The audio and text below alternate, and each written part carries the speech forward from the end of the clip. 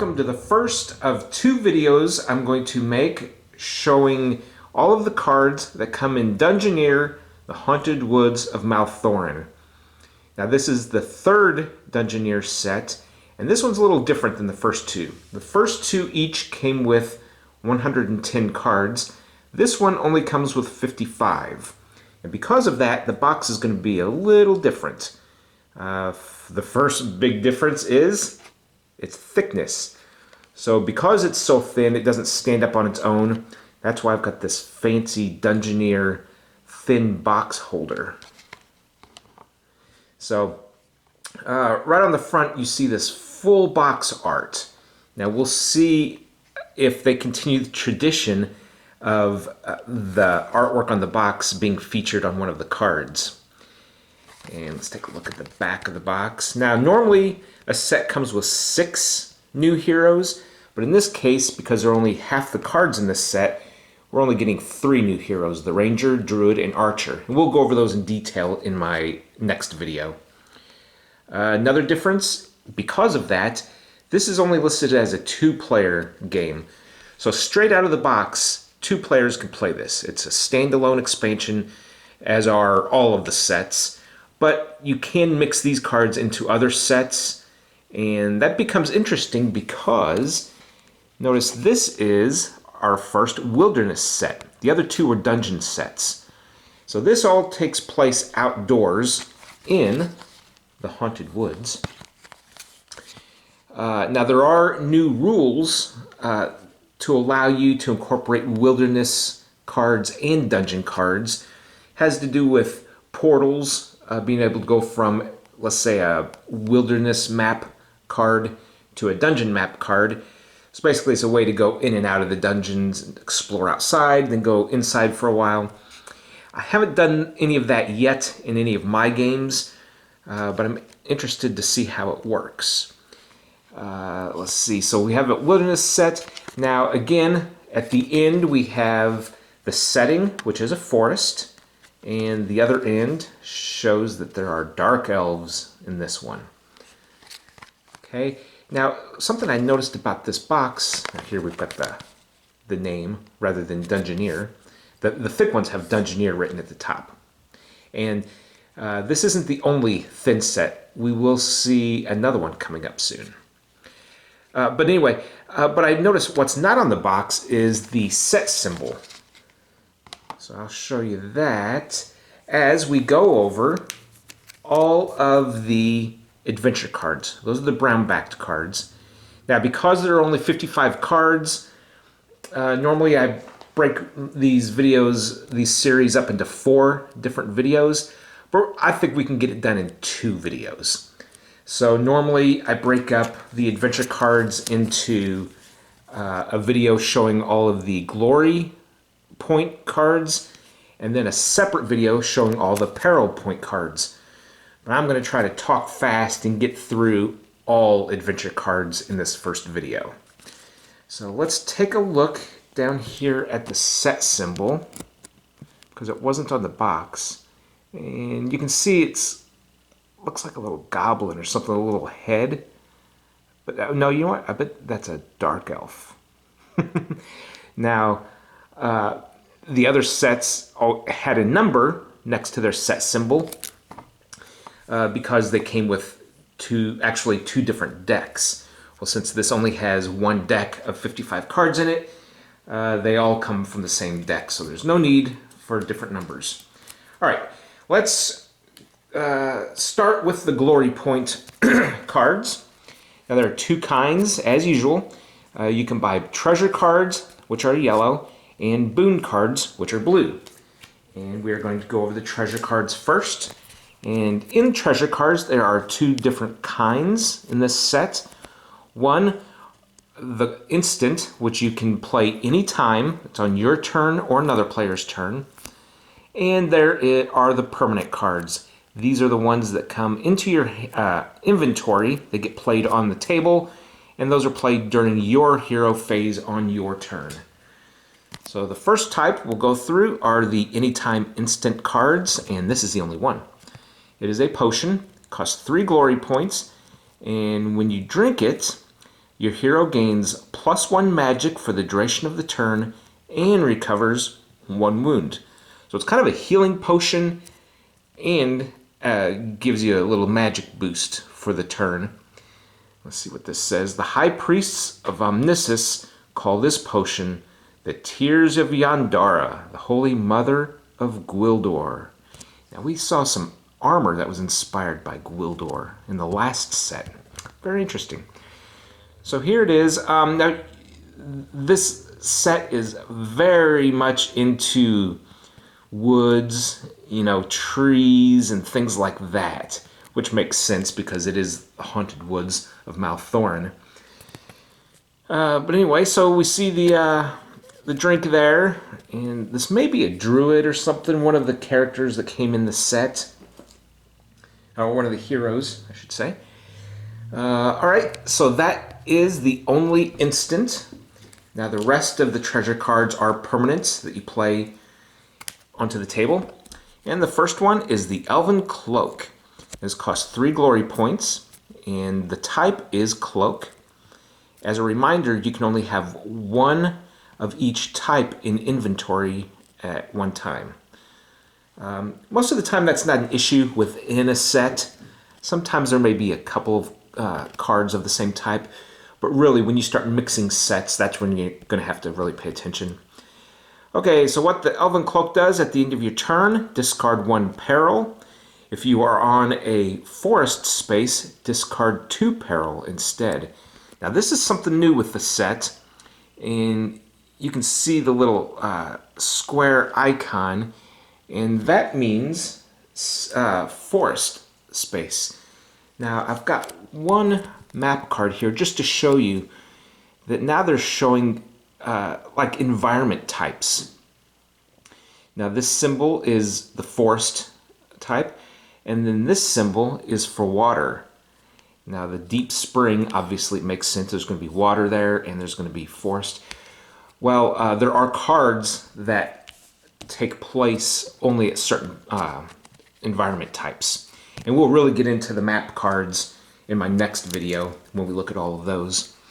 But just know that this does not work in every map space in this set. Just the ones designated as forest or woods. I think they're forest cards.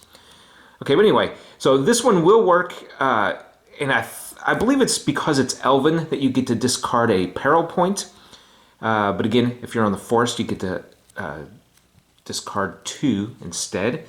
This says elves are masters of creating magical objects that blend with nature. So here we see this elf, this big flowing cloak. Obviously, that's what the card is.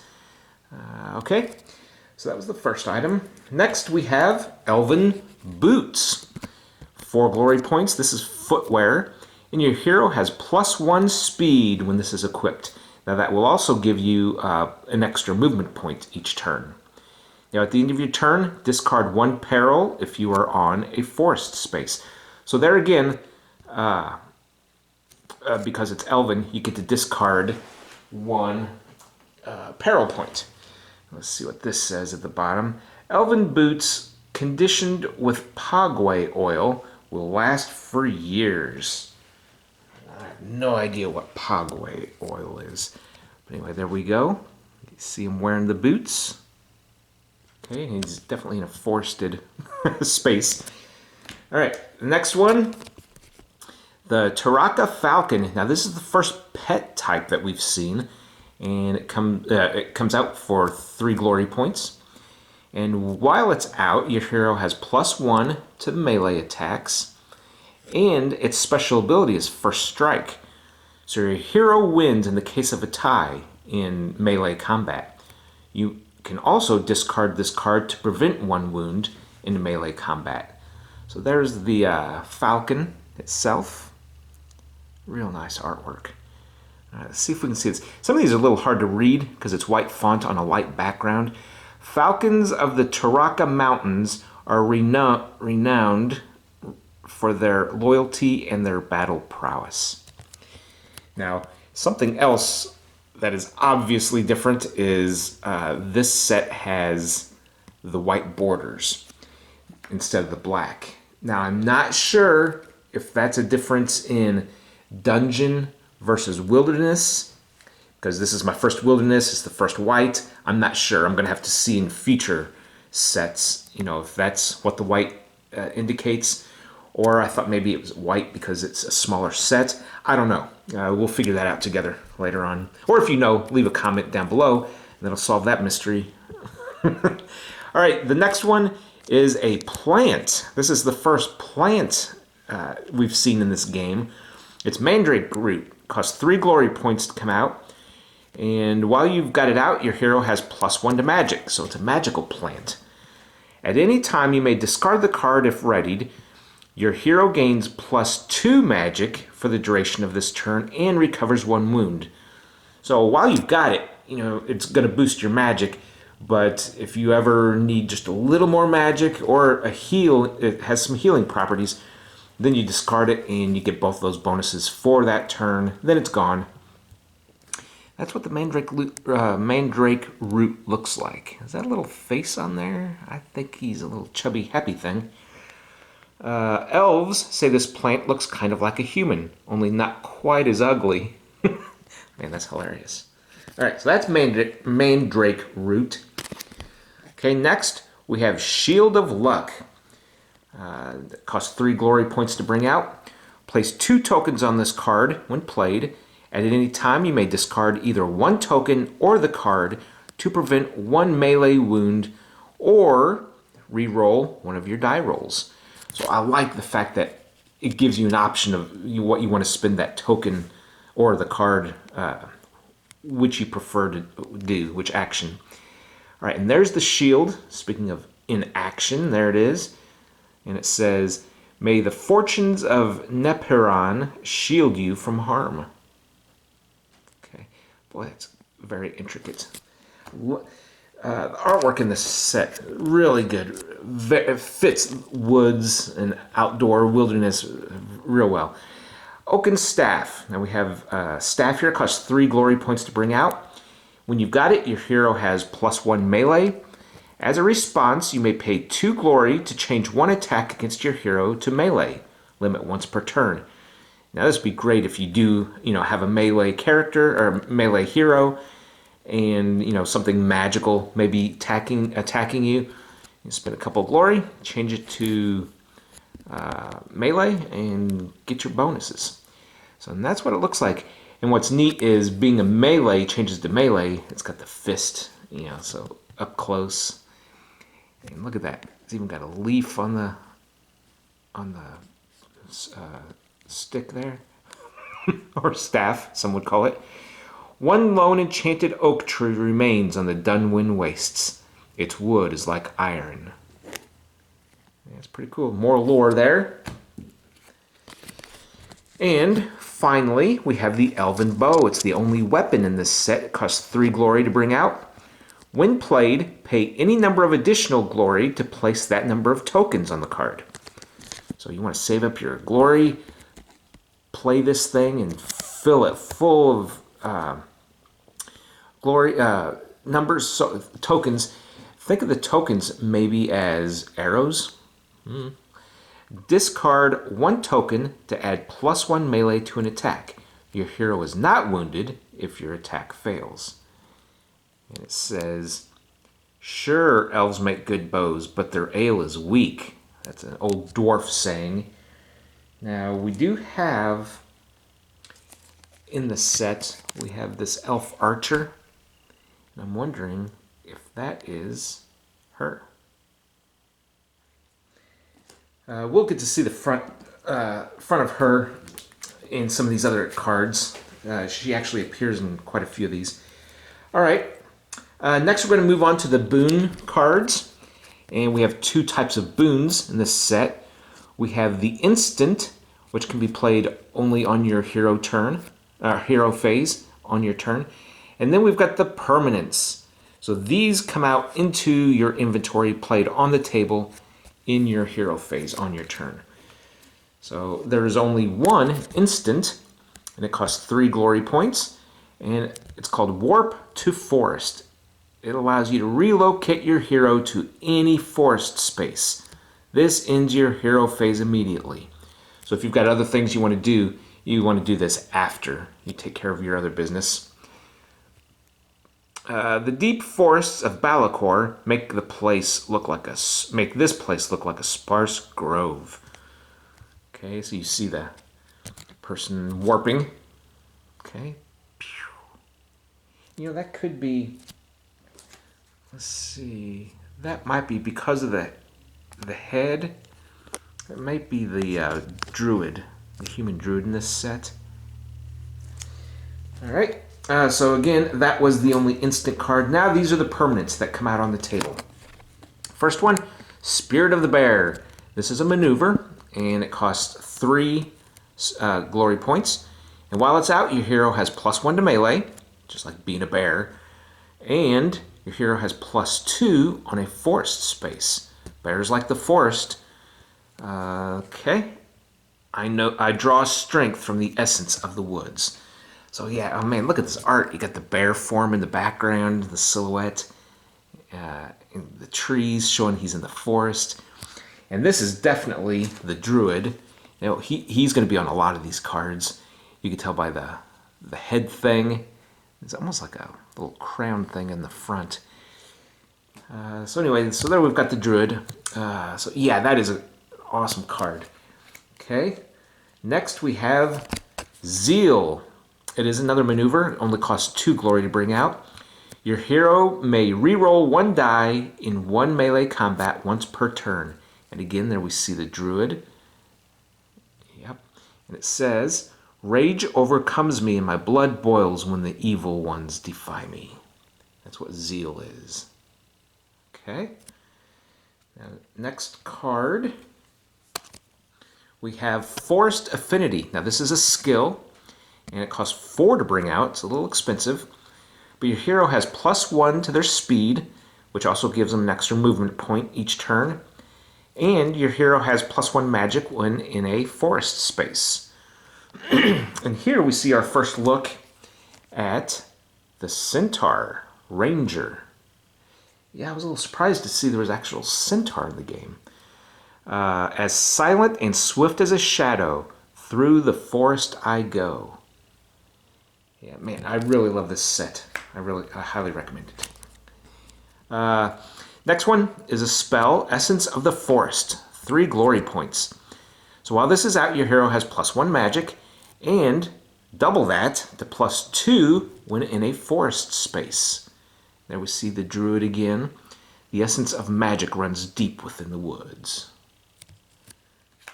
Okay, the next one, Magic Protection. Now this only costs 1 glory, and it's a spell. Your hero has +1 magic for 1 attack this combat, and you declare that before you roll your dice, or your die. Now that definitely will helps you have a better chance of maybe beating the monster that's fighting you. But when you do that, you cannot inflict wounds that attack. You can only use this once per turn. So that's represented here by this magical bubble. So it does help you possibly win an attack, but again, nothing's going to go out. You cannot do damage.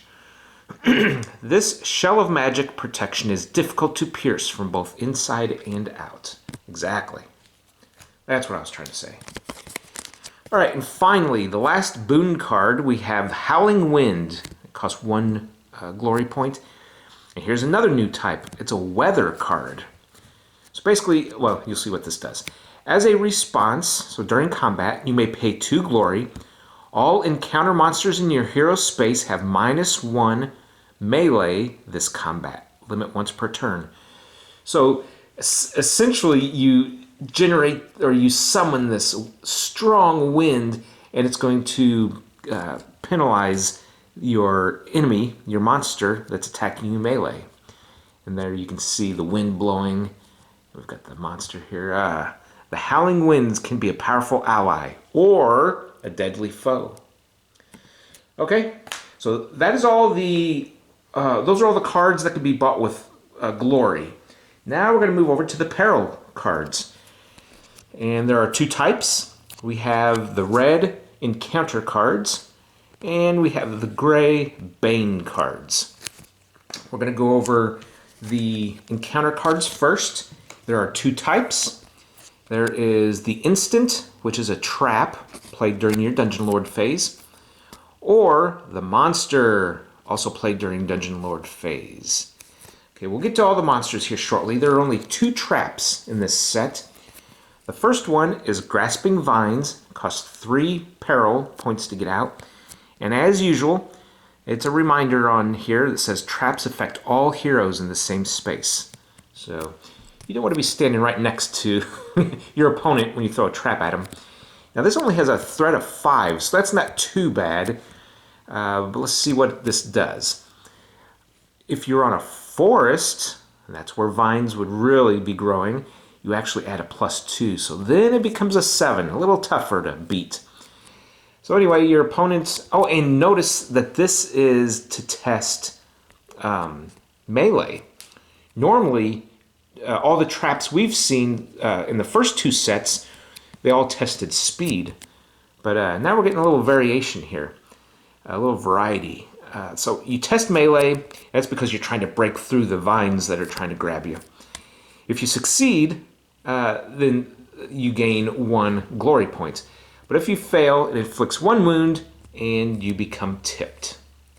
Now the second one, notice you're testing magic. And this is Will-o'-the-Wisp. Alright, so when played... Oh, let's take a good look at this art first of all. The vines obey Malthorin's commands. Look at that. They've got hands, they're reaching up trying to grab her. Now that is definitely the archer here. Okay. Now, let's go back to this one. When played, pay any number of additional peril, so that's above the 2 that you pay to get the card out, and all the additional is what you add to the threat target number. So that's really low to begin with, 4. That's pretty easy. But if you pump a bunch of peril into it, that could get high real quick. Alright, so again, if the opponent fails the test, they're going to take 1 wound, and they're relocated to an adjoining space of your choice, the person who plays the trap. Now if they succeed, they still get relocated. They just don't take the wound. So yeah, if you play Will-o'-the-Wisp, they're definitely moving, whether they succeed or not. And there it is. They're always depicted by little kind of orbs of light. And we've got an elf there. Actually, I think that is the hunter again, isn't it? Yeah. Or the archer. Okay. Let's see. And this says, ghostly lights lure you to your doom. All right. Now we're going to move on to the monsters. The first one being the Viridian Dragon. Now this is only the second dragon we've seen in all the Dungeoneer sets so far. Cost 5 to pull out. That's quite a bit. Has 2 hit points. Now, the dragon can attack either melee or magic. Now, if you attack melee, it's going to get a 3 bonus to its roll. But if it's in the forest, it's going to get a +2, so it's going to actually be 5. So that's pretty good chance this thing's going to hit you. Now, if it does attack melee and it succeeds, it's going to do 2 wounds. This is a pretty bad dragon. You're not going to want to face this thing, especially if you're in the forest. So in this set, the forest, we've seen a lot of good things that can happen. These treasure cards and boons. But now we're going to see some of the bad things can happen while you're in the forest. Now, if it attacks magic, it's going to get a +4 bonus, and on a successful attack, it will inflict 1 wound. And here is the Viridian Dragon. Dragons serve no master. Man, one of the coolest monsters in this set. Yep, I could just see that thing sliding its way through the trees in the forest. Okay, I gotta keep the commentary down. We've got plenty of cards to get through. Okay, Dark Elf Captain. This is a humanoid. It costs 3 to bring out. It's going to attack melee. Gets a 3 bonus. All other monsters have +1 melee this combat when this card attacks on a forest space. And on a successful attack, it will inflict 1 wound. Now it has 2 hit points, so it's this captain, the Dark Elf captain, is going to be a little tough to kill. You have stepped on sacred elven soil. Now you must pay with your life. Okay. The next one is the Dark Elf minion. It's also going to attack melee, though. It only has a +2 bonus, but it adds 1, so it would be a 3 on forest space. And if it's successful, it will inflict 1 wound. And here's what the minion looks like. Little archer guy. It says, Malthorin has commanded that you die, and I shall obey. So, of course, we've got a lot of archers and druids, stuff like that. That's very typical in the forest setting in fantasy. Malthorin, the namesake for the set. He costs 5 to bring out. Now notice he's not listed as a boss, but he's still, the guy in the haunted woods who's causing the problems. Now if you notice, he's got 3 hit points. So he's really tough. And he's not affected by discard effects. That's what I believe the other boss cards say. So maybe he is a boss, just not designated, as a boss. But anyway, he can attack either melee or magic. If he does melee, he gets a +3, and on a successful attack, he's going to inflict 2 wounds. Now if he does magic, he's going to gain 5 bonus, and on a success, he's going to inflict 1 wound, and the victim pays 2 glory, or is relocated to any non-forest space of your choice. This says, how dare you enter my forest? And there he is. Yep, that's the big troublemaker. I guess I wonder if that's one of his dark towers or something. Maybe it's a location, a map card. We'll see. Okay, so that is Malthorin. Okay. You'd almost think he would have appeared on the box somewhere. Okay, next we have the Mistin Witch. That is the second humanoid in this set. She costs 3 to bring out, has 2 hit points. She can attack either melee or magic. And while she is out, all other monsters have +1 magic this combat when she attacks on a forest space. So if she attacks melee, she gets a +2 bonus and will do 1 wound if successful. If she does magic, she gets a better chance at hitting. She gets a +4 bonus, but it's still just 1 wound. So either way. Come to me, brave hero, dine, drink, and rest your weary head. Now look at her wolf companions there. She's got the drink all ready for you. But she's a witch. Don't trust her. Okay, now we've got an undead, the first of 2. And this is the Banshee. Costs 3 to get out, 1 hit point. And the Banshee will attack with magic. It gets a 4 bonus. And on a success, inflicts 1 wound. And the opponent must pay the cost of a target treasure card again or discard it. So you take a look in your inventory, and if you can't pay the glory, then the Banshee takes it from you. Man, look at that mouth. Arr. And yeah, those claws, they can grab just about anything out of your inventory. I was the bridesmaid in life. Now I'm the bride's avenger. Yeah, that's pretty cool. All right. Now we have the Banshee Queen. She costs 5 to get out, 2 hit points. And while she's out, all other undead have +1 magic this combat. Oh, and when she attacks. So the only other undead, again, is the Banshee in this set. Alright, can attack melee or magic. Melee gets a bonus 2 and inflicts 1 wound. If she does magic, she gets a bonus of 4. She'll inflict 1 wound, and the opponent must overcome a threat of 5, magic threat of 5, or be tipped. You shall follow me unto death. And there she is. That's the Banshee Queen. Okay. And the final monster, we've got the Gray Spider. Now this is the only vermin. Costs 4 to bring out, but look at that, 3 hit points. That's the same as Malthorin. Tough thing, must be a hard chitinous shell. What do you say? Now this one's going to attack for 4 on melee, and on a success, inflicts 1 wound, and the opponent must overcome melee threat of 5 or be tipped. So I consider that like Venom, you know. If you don't pass your test, you're going to take the damage and you're going to be immobile until you spend a movement point because of the poison. And this says Malthorin has imported giant gray spiders from Balakor to guard his haunted forest. Let's just take a good look at this spider. Yep. That's a big one, all right. Okay, now the last card type are the Banes. Those are the crossbones.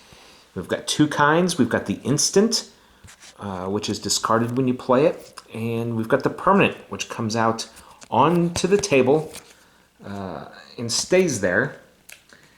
And we're going to go through the instant cards first. Now these can only be played during your Dungeon Lord phase.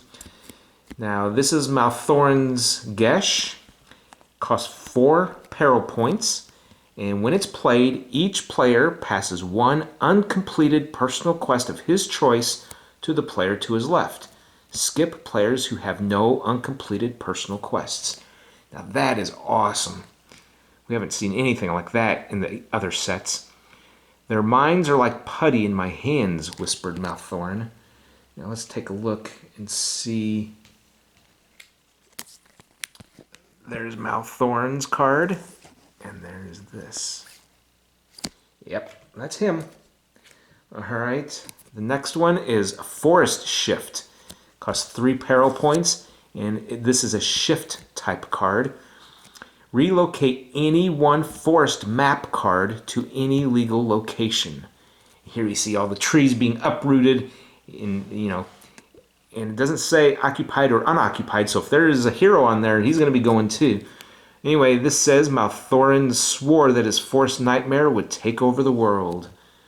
Yep, it's definitely being relocated. And the next one is called Disperse. Now this is a warp that has to do with spaces, map cards. Costs 4 peril. Target a hero. All heroes in that hero's space are relocated to an adjoining space of your choice. Okay, warps deal with heroes, sorry. Shifts deal with map spaces. So this shift had to do with the map cards. The warp has to do with the heroes.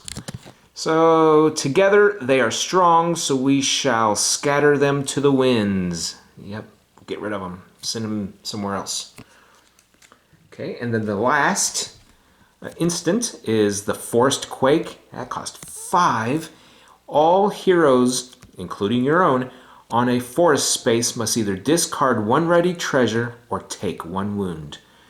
Here we see Malthorin's infernal dealings have given him command over the earth.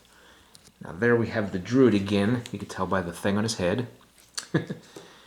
And, yep, he's given up his treasure card right there. So he didn't take a wound. All right, that is the last instant. Now there's only 1 permanent.